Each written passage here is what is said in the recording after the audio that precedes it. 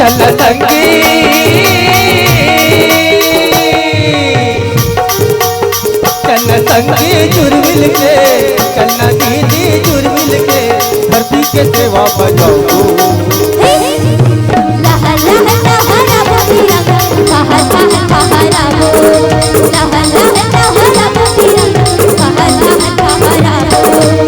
चल संगी चल संगी जुर्मिल के चलना दीदी जुर्मिल के धरती के सेवा बजाओ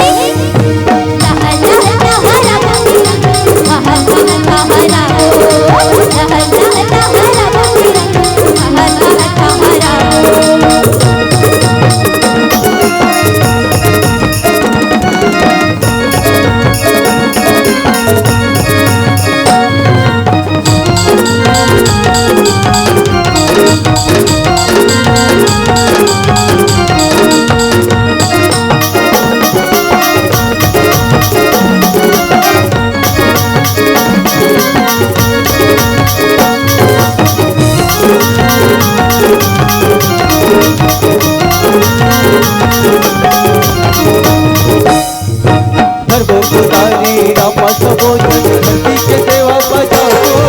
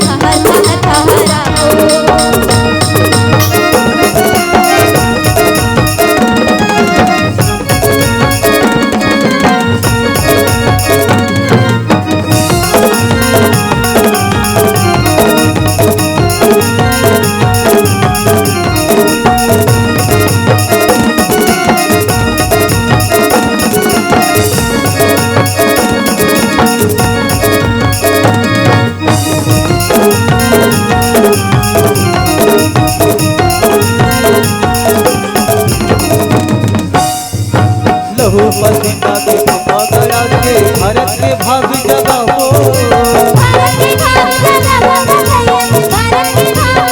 लहू पसीना के करा के इधर पूरा हरियाओ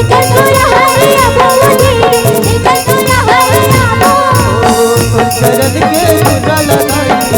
चरण के पूरा लगाई माथे में तिलक लगाओ